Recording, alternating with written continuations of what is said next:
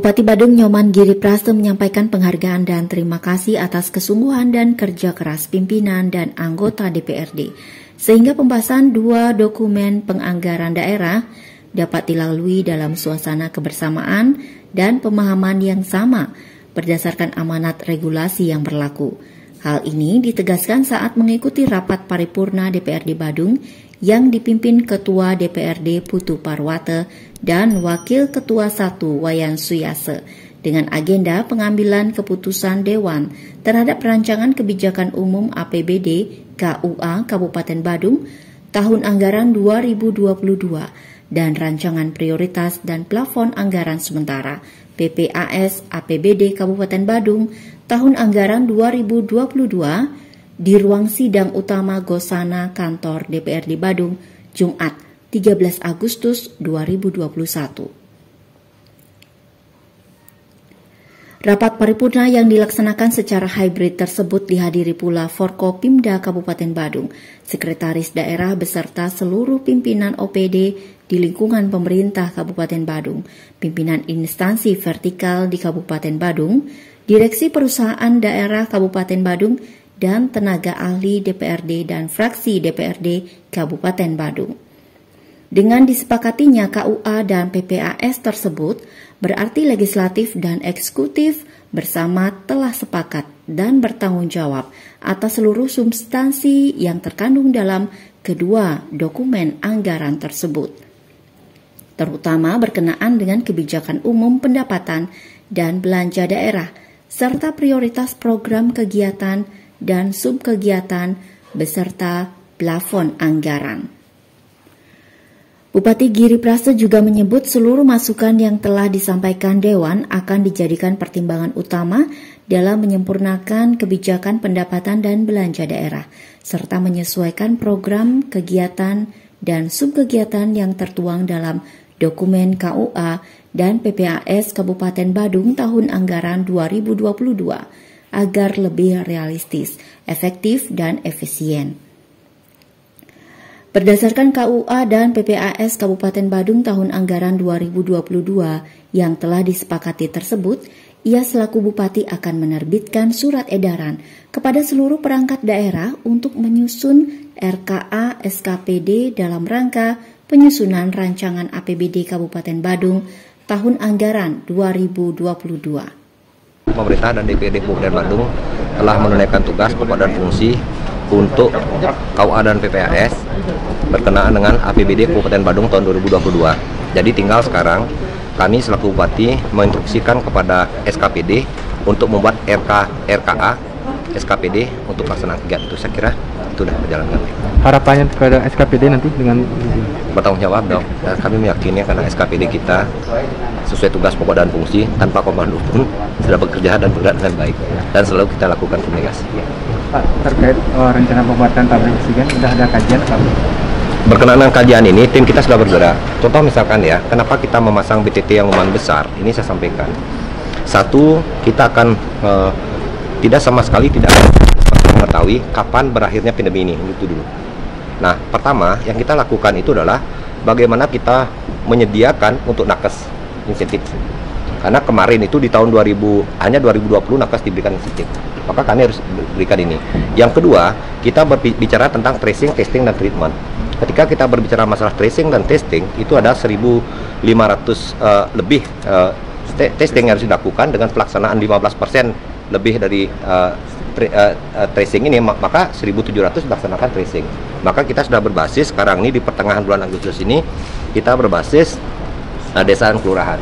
Maka di situ yang dilibatkan adalah semua perbekal dan semua daripada lurah ini dan Benesa Adat ini, beliau sebagai penanggung jawab di daerah. Sehingga kita melibatkan Linmasnya, kita melibatkan pecalangnya, kita melibatkan TNI Polri, termasuk fakultas kedokteran, baik swasta maupun negeri. Saya kira inilah cara yang efektif sehingga paling tidak kita melakukan gerakan isolasi. Pertanyaan sederhana, ketika ada pemikiran ini dilakukan, pasti akan lebih banyak terjadinya isoter. Nah, kita akan melakukan persiapan isoter juga. Nah, kami akan berikan pilihan, kalau dilakukan isolasi mandiri di rumah, nanti akan kita lihat fasilitasnya. Lebih baik kita akan arahkan ke isoter, itu satu. Yang kedua, kami berpikir sederhana, bagaimana tentang fakir miskin dan anak terlantar. Itu dulu yang harus kita lakukan. Disabilitas harus kita perhatikan. Begitu juga dengan rumah tangga sasaran. Belum lagi warga kami, masyarakat kita yang akibat pandemi ini di PHK. Sehingga harus kami lakukan sentuhan-sentuhan berkenaan dengan ini, kesiapan kita di Badung. Yang ketiga, maka yang harus kami gerakkan ini adalah UKM. UKM ini adalah usaha mikro, kecil, dan menengah. Gerakan-gerakan bangkit dalam urusan perekonomian ini tanpa kita berikan stimulus, berat dong. Nah, ini kita lakukan. Di luar daripada itu, kami akan lakukan pembangunan Balai Banyar yang belum selesai. Itu loh. Ada juga masjid yang kita akan selesaikan. Sehingga kita di sini kita berpikir tentang priority dan audiensi. Semua prioritas, tapi yang lebih audiensi adalah satu masalah COVID ini. Setelah itu kita akan sisir, kita akan lakukan ini, termasuk kegiatan keagamaan. Apa tahun ini realisasinya apa memang atau tahun depan? Untuk apanya nih? Untuk pabrik oksigen. Mudah-mudahan dengan kajian ini kita lebih cepat dan kami lebih fokus dengan keadaan yang sekarang dulu, karena varian, maaf yang saya sampaikan, varian alfa ini itu munculnya di mana? Di Badung, Denpasar, sama Buleleng loh. Maka yang kita perlukan antisipasi dengan baik ini kan bagaimana kita mengantisipasi yang sekarang ini dulu. Dan tim khusus kami berkenaan dengan yang mengkaji tentang oksigen ini sudah ada, dan kami juga selalu berkoordinasi dengan pemerintah provinsi, begitu dengan pusat, agar bisa memenuhi kebutuhan oksigen dulu saat sekarang ini. Sehingga yang kita fokuskan sekarang adalah isoter. Isoter, maaf, sampai bulan Desember ke depan ini pun itu kita harus mengeluarkan dana 30 miliar loh sampai Desember ini untuk isoter, dan itu belum mencukupi.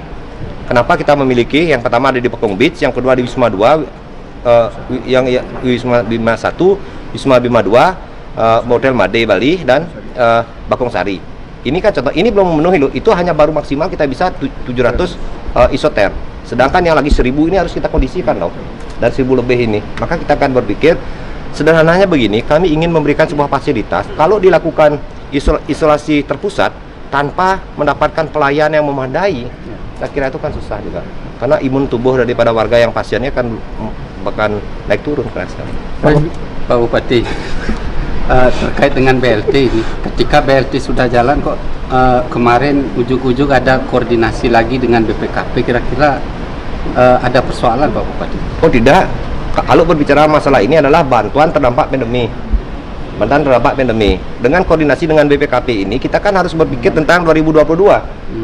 Bukan kita berpikir tentang yang kemarin. Dan perlu juga kami sampaikan, sudah jelas sekali diinstruksikan oleh pemerintah pusat, terutama dari Bapak Menteri Dalam Negeri. Dari pemerintah pusat sudah ada bantuan kepada daerah masyarakat itu masing-masing. Baik itu dari Kemensos maupun Kemendes. Di luar daripada itu, agar pemerintah yang di daerah melakukan akselerasi dong. Kita kan melihat terdampak. Pertanyaannya sederhana, terdampak dan masyarakat Badung akibat COVID ya terdampak. Bisa nggak diberikan bantuan? Bisa. Dan ini sudah jelas sekali. Yang penting siapa yang mendapatkan itu yang diberikan. Jangan sampai yang tidak punya hak diberikan, itu salah. Pak, masalah isoter tadi Pak. Ya. Mendagri kan minta sampai tingkat kecamatan dan desa. Ya. Tidak hanya di kabupaten seperti apa Pak? Ya, jadi begini, perlu kami sampaikan khusus di Kabupaten Badung, berbicara dengan fasilitas katakanlah milik provinsi maupun milik pusat jarang sekali. Yang ada hanya satu ini, itu adalah Wisma Bima 1 dan Wisma Bima 2. Itu hanya bisa kita isi 126 bed ketika berbicara masalah room rate-nya itu. Yang kedua, kita misalkan ada depak di sini, itu tidak bisa, tidak representatif. Maka mau tidak mau kami itu harus mencari sendiri. Dan sekali lagi kita akan upayakan maksimal mungkin bagaimana kita memberikan sebuah pelayanan yang cukup dan memadai. Jangan sampai mengatasi masalah muncul masalah baru lagi. Saya ingin mengatasi masalah dengan menyelesaikan masalah itu. Ketua PPAS 2022 sudah kita saksikan bersama-sama bahwa ini adalah proses penganggaran APBD di 2022. Apabila hari ini kita tidak sepakat menandatangani kebersamaan dalam melaksanakan anggaran di KUA PPAS, maka APBD tidak bisa kita akan rancang. Tapi kita memberikan apresiasi kepada Bupati beserta dengan seluruh OPD-nya bahwa KUA PPAS itu disampaikan kepada kami, dibahas bersama-sama dan ditetapkan tepat waktu. Itu yang pertama. Yang kedua, mengenai substansi daripada KUA PPAS itu, bahwa kita sudah tahu sekarang apa yang mau dikerjakan di 2022. Program-program apa yang dibuat oleh pemerintah Kabupaten Badung di 2022 itu sudah jelas, ya. Sudah jelas terurai di sana bahwa dengan anggaran 2,9 itu, maka operasional itu harus tertutupi. Yang kedua, hal yang mandatori itu sudah dapat kita atasi, 10,6% kesehatan dan 21% daripada pendidikan. Lalu yang penanganan dampak COVID itu kita fokus adalah 180 miliar kita sudah alokasikan untuk penanganan COVID di 2022, dan masih bisa dilakukan bantuan sosial kepada organisasi yang memang layak diberikan seperti KONI, kemudian BOS, kemudian sekolah swasta, dan bantuan sosial lainnya yang menyangkut keagamaan. Nah, ini sudah kita desain perencanaannya di 2021 ini melalui penetapan KUA PPAS. Kemudian selanjutnya dapat kami sampaikan, walaupun ini masih pandemi, kita fokus penanganan, tetapi ada